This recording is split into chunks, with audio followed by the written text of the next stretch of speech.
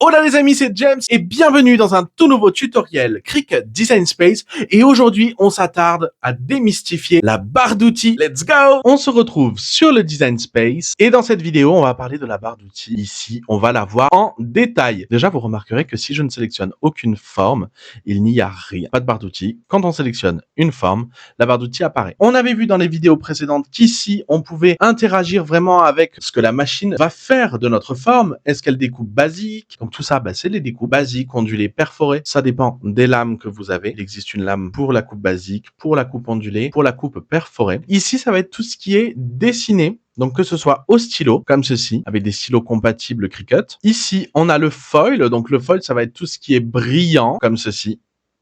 Voilà, et là, il y a 3 épaisseurs parce qu'il y a plusieurs pointes dans la lame. On va l'appeler la pointe foil. Voilà, je crois qu'elle s'appelle comme ça d'ailleurs. Il y a fin, moyen, épais.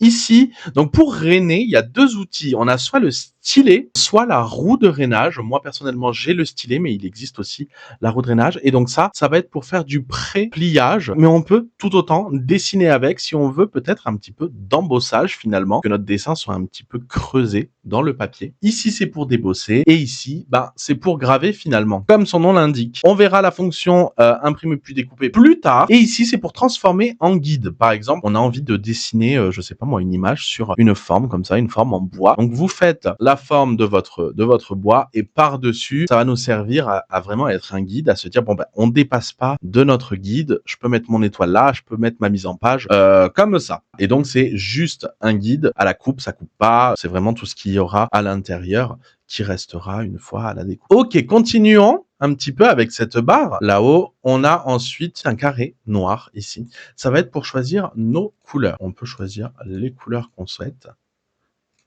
Voilà, ici, les couleurs avancées. Et vous voyez que s'il y a plusieurs couleurs, vous allez voir, on va dupliquer. On verra un peu plus tard pour dupliquer, etc.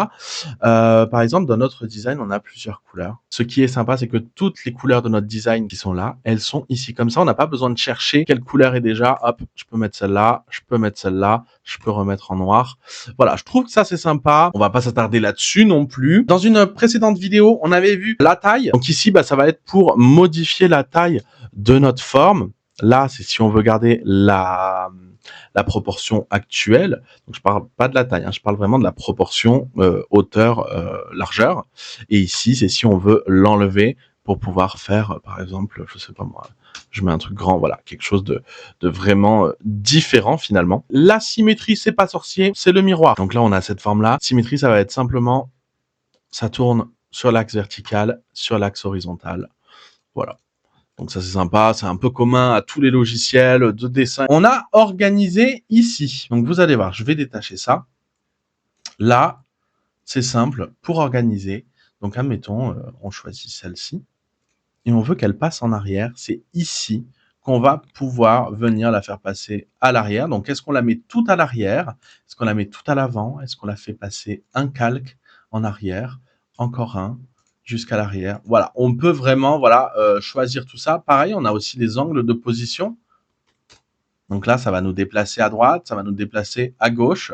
Si on a besoin de faire un petit décalage, parfois c'est beaucoup plus précis que de le déplacer comme ça à la souris. Ici, on a le bouton rotation qui a changé, il n'était pas comme ça. On clique dessus et là, voilà, on rotationne. Voilà, si on veut plus de précision, par exemple, on veut un angle bien précis, on coupe ici, on peut mettre 185. Voilà, c'est vraiment du simple, du basique, du pratique. Donc, effet. Effet ici, ça va être pour faire des stickers, des décalages. Et ça, on fera une vidéo vraiment spécialement dédiée. On va commencer avec le décalage juste pour vous montrer. Voilà, là, on peut choisir notre décalage. Si j'applique, ça me fait une forme, voilà, qui décale de la première forme. On peut le faire à l'extérieur, à l'intérieur.